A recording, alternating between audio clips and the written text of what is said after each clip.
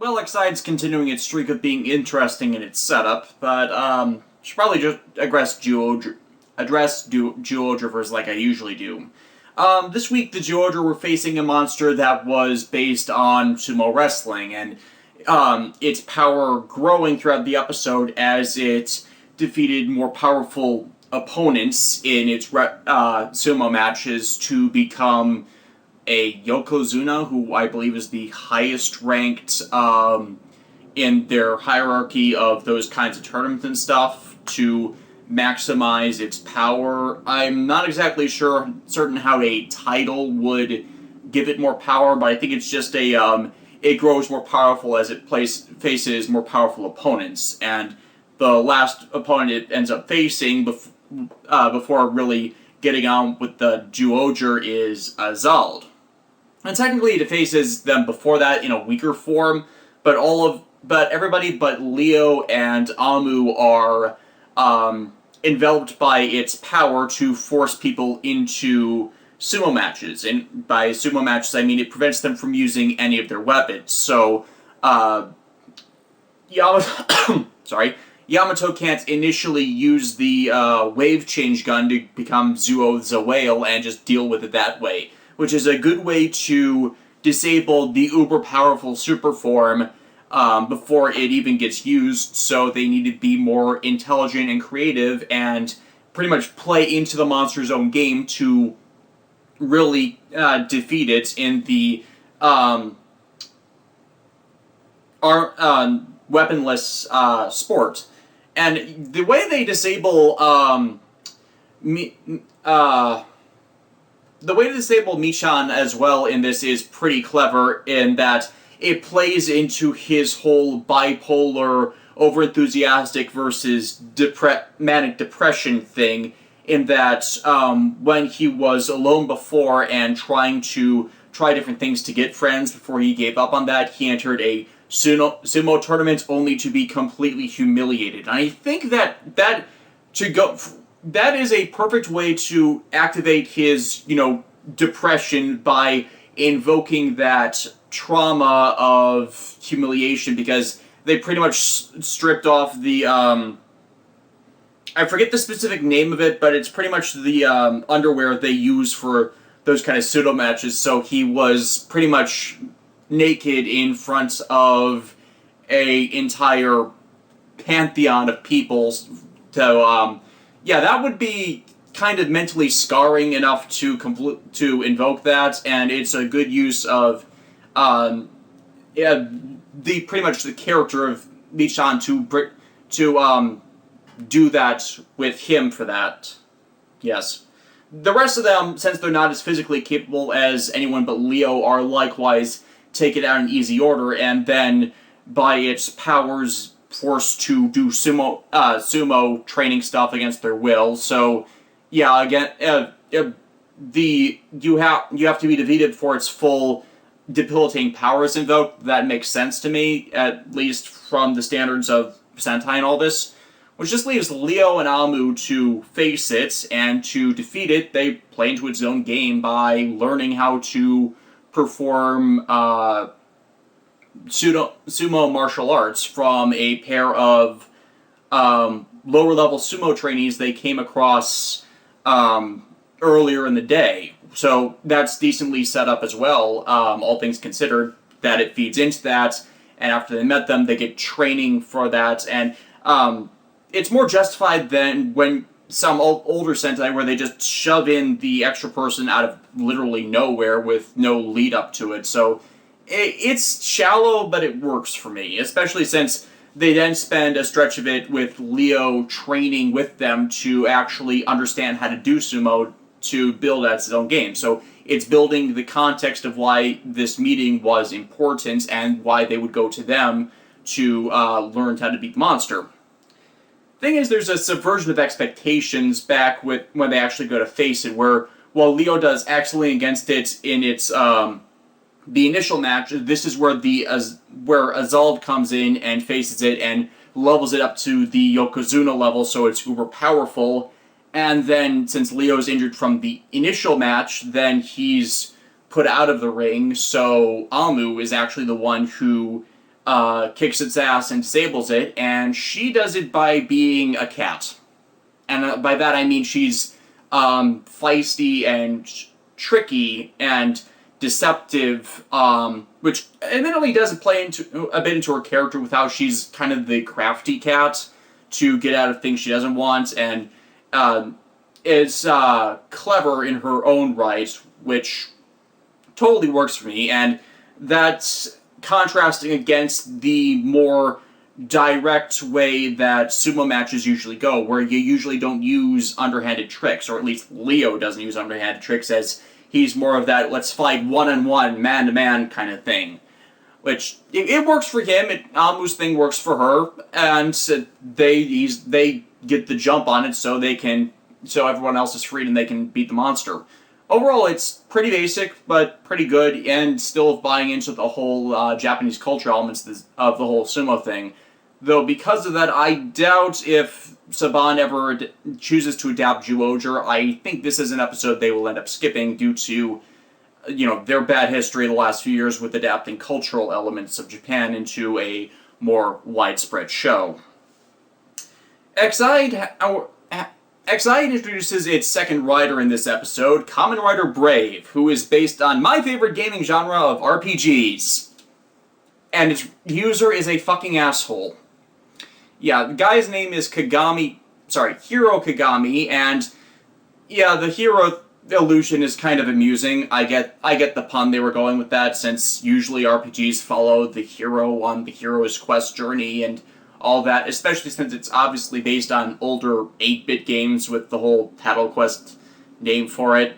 And I like the guy's design, I really do. It definitely beats Exide in my mind because it's primarily a black undersuit, so it's not as obnoxiously bright as Exide's is with the pink undersuit with the black contrasting colors, whereas Brave's is like a bright blue cyan, and I've always had an interest in that color. So if I was good to get any Exide gear, I'm probably not. I'm kind of broke right now.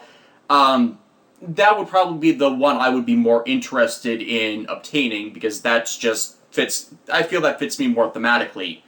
But Hiro is an asshole because he is a surgeon.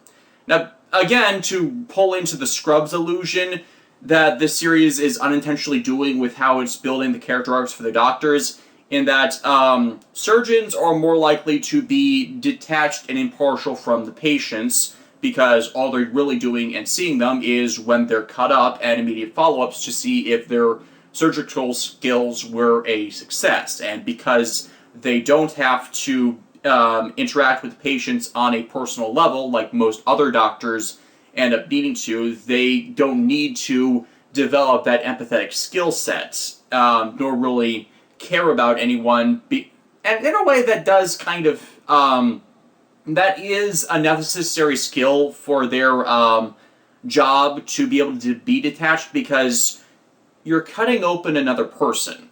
You can't, it's like, natural empathy, you don't actually want to hurt someone, kill them. I know there are a bunch of exceptions to that, but in the general, a normal, balanced person does not want to injure someone that egregiously. It's like, I don't want to say it's hardwired, but there's a line. You don't know the person, you know nothing about them, you don't really have anything you wouldn't have anything against them to want to cause them harm. So it makes sense for him to be detached, but the line is definitely where he calls Emu's entire philosophy into question with his repeated dismissals, and how they're all just enabling him by not calling that out as something a doctor really should not be doing. He really should have some level of care, just be able to detach himself at specific times. That was actually a character arc in Scrubs to know where the line between being involved in your patients' lives and where you should cut yourself off from them should be. So I'm getting that that's the character arc they're setting up for Hiro, but it really sells him initially as an asshole, more interested in the job than the people he's treating in this. And it also shows how Emu has much to learn, both about the whole gamer Dr. Ryder thing and as a doctor himself in his profession. Mainly because Hiro's dismissing of him because of his relative rank, of that he's an intern. Not the capability he may have as he improves, but that he's a loser right now, and now not wanting to encourage any development into becoming better, or even seeing him as support personnel in the rider battle operations, because even with the surgical scenes we see before, and even with his introduction as Brave, you see people assisting him because he's so arrogant, he doesn't want to actually pick up the tools, he wants to be handed them. And hey, in an actual operation, you need that support staff, so because to my understanding of it at least, I'm obviously not a doctor, the surgeon in question is focused on one thing, and if he loses focus on the patient with all these other things going on around him, then he might screw up the operation. So that makes sense, but in turn, it doesn't make sense for him to be dismissing Emu entirely as, even if he's a newbie, he can still help out in the rider battles in, say, getting anyone else that's involved in things out of danger, so one or the other could more efficiently deal with the bugsters that are emerging from their hosts. Because otherwise, other people are going to end up infected, the infection can spread. There's also the whole other thing with Genom intervening on their operations, that if there are more of them working together, then one can deal with the bugster, the other can deal with any interfering forces, and they'd be more efficient. So it doesn't make sense to me for him to be an antagonistic jerk, but I think it's more out of arrogance that he's doing this, and I don't want to say by the episode's end, but I think there's on some level a level of respect that is going to grow from this, because Emu is not going to let Hiro have this. He's not going to take this lying down to an extent, and you see that by the end of the episode that they're just going to have to put up with each other. And it would be nice for once with these antagonistic primary rider, secondary rider relationships that they actually nail down how they're going to actually work together, instead of, just letting the passive antagonism fester. Like, I am not going to let you be this jerk. I care about people. You want to fight the bugsters, fine. I'm going to focus on caring for the patients so you don't have to, and you don't actually get someone killed with your nonsense. I would like for that to happen. That would be a whole settling of things, so they can still have their contrasting personalities, but, not have it be so personal antagonism between the two. It's something Kamen Rider hasn't done in a while.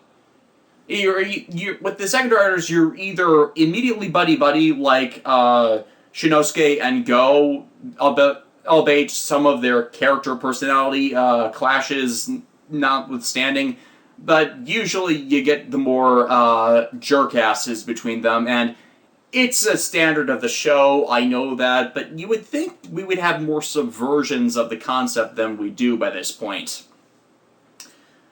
Genom. He intervenes with their operation to save a man who's preparing to get married from the bugster infection, and allows the monster to escape. We do not know why. I presume since he has this bug visor that's also being used by the general bugsters to spread the infection, that either A, Genom is on their side and permitting their infection so they can get something else from somebody, helps that Genom is supplying all of the gaming drivers to also fight the infection, so there's definitely more building of the sinister goal in there.